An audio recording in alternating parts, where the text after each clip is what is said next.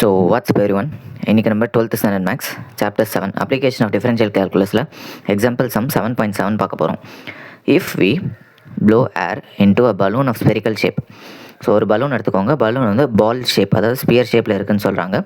So இங்கே நான் வரைஞ்சிருக்கேன் பாரு, இந்த நடுவில் இருக்குங்க பார்த்தீங்களா? ஸோ இந்த நடுவில் இருக்கிற தான் பார்த்தீங்கன்னா ஒரிஜினலாக பலூன். இந்த பலூன் வந்து காற்று ஊத ஊத என்ன ஆச்சுன்னா, இந்த பலூன் வந்து இந்த பலூனோட சைஸ் வந்து இன்க்ரீஸ் ஆகிடுச்சு. அதாவது என்ன ஆச்சுன்னா, இந்த பலூனோட வால்யூம் வந்து இன்க்ரீஸ் ஆகிடுச்சு. பலூனில் காற்று ஊற்றினா அதோட சைஸ் இன்க்ரீஸ் ஆகும்ல. ஸோ அதனால் வால்யூம் வந்து இன்க்ரீஸ் ஆகிடுச்சு. ஸோ ஆட்டோமேட்டிக்கலி எல்லா பலூனுக்கும் வந்து ரேடியஸ்ன்னு சொல்லிட்டு ஒன்று இருக்கும். சென்டர்லேருந்து எட்ஜ் வரைக்கும் இருக்கிற லென்த்து. ஸோ இதுதான் ஒரிஜினல். நடுவில் இருக்க சர்க்கிள் தான் ஒரிஜினலாக இருந்த பலூன். காற்று ஊறுறதுனால பலூன் இவ்வளோ பெருசாக ஆகிடுச்சு, இந்த ஃபுல் சைஸுக்கு ஆகிடுச்சு. ஸோ இப்போ ஆட்டோமேட்டிக்கலி ரேடியஸும் பார்த்தீங்கன்னா இந்த அளவுக்கு உங்களுக்கு வந்து இன்க்ரீஸ் ஆகிடும். ஸோ வால்யூம் இன்க்ரீஸ் ஆச்சுன்னா ரேடியஸும் பார்த்தீங்கன்னா இன்க்ரீஸ் ஆகிடும். If we blow air into a balloon of spherical shape, பலூனில் வந்து காற்று ஊதினா எந்த ஸ்பீடில் ஊதுறாங்கன்னா rate of 1000 centimetre cube per second. Centimetre கியூப்னால என்ன? வால்யூம்னு நம்ம போனோம். செகண்டுன்னு போட்டதுனால டைம். ஸோ நீங்கள் பலூன் ஊத அதோட வால்யூம் வந்து இன்க்ரீஸ் ஆகுது. எவ்வளோ இன்க்ரீஸ் ஆகுதுன்னா 1000 சென்டிமீட்டர் கியூப். ஸோ ஒரு செகண்டும் 1000 சென்டிமீட்டர் கியூப் வந்து பலூனோட வால்யூம் வந்து இன்க்ரீஸ் ஆகுது. ஏன் இன்க்ரீஸ்ன்னு நான் சொல்கிறேன்னா, இங்கே ப்ளஸ் சிம்பிள், அவங்க வந்து ப்ளஸ், அதாவது இன்க்ரீஸ் ஆகுதுன்னு சொல்லியிருக்காங்க.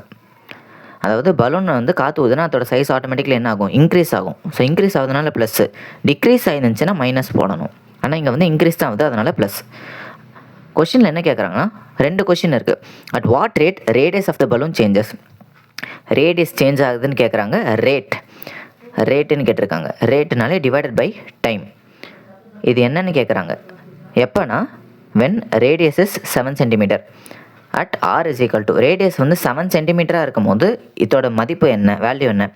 Also compute the rate at which surface area changes.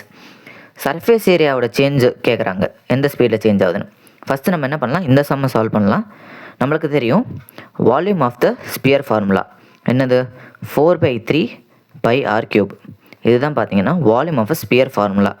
நான் என்ன பண்ண போகிறேன், 2 சைடுமே வந்து டைமை பொறுத்து டிஃப்ரென்ஷியேட் பண்ண போகிறேன். டிஃப்ரென்ஷியேட் பண்ணால் dv/dt ஈக்குவல் டு 4/3 π. இது வந்து ஒரு நம்பரை டிஃப்ரென்ஷியேட் பண்ண வேணாம், அதை அப்படியே வச்சுக்கிட்டு இதை டிஃபரன்ஷியேட் பண்ணணும். ஃபஸ்ட்டு என்ன பண்ணுவீங்கன்னா, பவரை டிஃபரன்ஷியேட் பண்ணணும். செயின் ரூல்னு சொல்லுவாங்க. பவரை டிஃபரன்ஷியேட் பண்ணால் அந்த மேலே இருக்கிற 3 வந்து கீழே இறங்கிடும். ஸோ 3r மேலே பவரில் வந்து ஒன்று குறைஞ்சிரும் இன்ட்டு dr/dt.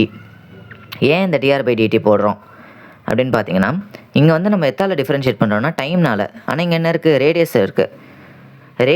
ரேடியஸால் தான் டிஃப்ரென்ஷியேட் பண்ண முடியும். ஆனால் நம்ம வேறு வேரியபிள், மூணாவதாக ஒரு வேரியபிளால் டிஃப்ரென்ஷியேட் பண்ணுறதுனால என்ன பண்ணணும்னா, இந்த ரேடியஸை திருப்பி டைமால் டிஃப்ரென்ஷியேட் பண்ணணும். ஸோ ஃபஸ்ட்டு என்ன பண்ணணும்னா, பவரை டிஃப்ரென்ஷியேட் பண்ணணும். இந்த மேலே இருக்க பவரை டிஃப்ரென்ஷியேட் பண்ணிவிட்டு அதுக்கப்புறம் என்ன பண்ணணும்னா, இந்த ரேடியஸை திருப்பி டிஃப்ரென்ஷியேட் பண்ணணும். ஸோ இதோட வேல்யூ மதிப்பு வந்து அவங்களே கொடுத்துட்டாங்க 1000. அப்போ 1000 இஸ் ஈக்குவல் டு இந்த 3யும் கேன்சல் ஆகிடும். 4πr⁻3 - 1 r² into dr/dt. இப்போ இங்கே இருக்கிற எல்லாத்தையும் நம்ம கீழே கொண்டு வந்தால் 1000 டிவைடட் பை 4πr². 4π இன்ட்டு ஆரோட வேல்யூ என்ன, 7. கொஷின் கொடுத்துருக்காங்க 7. 7² 49 ஈக்குவல் டு dr/dt. கேன்சல் பண்ணலாமா? 4 டேபிள் 4 எவ்வளோ போகுதுன்னா 250. ஸோ அப்போ dr/dtயோட ஃபைனல் மதிப்பு வந்து 250 டிவைடட் பை, இங்கே ஒரு 49 இருக்குது, இங்கே ஒரு பை இருக்குது. ஸோ 49 π. யூனிட் ரொம்ப முக்கியம். ரேடியஸ் இங்கே எல்லாமே என்ன கொடுத்துருக்காங்க, சென்டிமீட்டர்னு கொடுத்துருக்காங்க. So centimetre divided by time எதில் இருக்குன்னா செகண்டில் இருக்குது. ஸோ ஃபஸ்ட்டு பார்ட் வந்து நம்ம முடிச்சிட்டோம். ஸோ இப்போ அந்த சம்மோட செகண்ட் பார்ட் பார்க்கலாம். கொஷினில் என்ன கேட்டிருந்தாங்கன்னா, at what rate the surface area changes. Surface area of a ஸ்பியரோட ஃபார்முலா என்னென்னா, S is equal to 4πr². அவங்க என்ன கேட்குறாங்கன்னா, rate of change of surface area எவ்வளோ இன்க்ரீஸ் ஆகுது. ஸோ 2 சைடுமே டைமால் டிஃப்ரென்ஷியேட் பண்ணணும். 4π வந்து கான்ஸ்டன்ட் நம்பர், எதுவும் டிஸ்டர்ப் பண்ண வேணாம். r². ஃபஸ்ட்டு என்ன பண்ணணும், பவரை டிஃப்ரென்ஷியேட் பண்ணணும். ஸோ ஃபஸ்ட்டு என்ன பண்ணணும், 2 வந்து கீழே இறங்கிடும். இப்போ 2r⁻2 - 1 அதே மாதிரி தான் into dr/dt equal to 4 2s are 8 pi r power 1 into dr by dt. So நம்ம வந்து ரேடியஸோட ரேடியஸோட மதிப்பு வந்து 7 சென்டிமீட்டர்னு கொஷின்லேயே கொடுத்துருந்தாங்க. டிஆர் பை டிடியோட வேல்யூ, இந்த டிஆர் பை டிடியோட வேல்யூ வந்து நம்ம ஃபஸ்ட் இடத்துல நம்ம கண்டுபிடிச்சிட்டோம். என்னென்ன கண்டுபிடிச்சோன்னா 250 டிவைடட் பை 49 பை. ஸோ அப்போ இன்ட்டு 250 டிவைடட் பை 49 பை. இந்த ஒரு பையும் இந்த ஒரு பையும் கேன்சல் ஆகிடும்.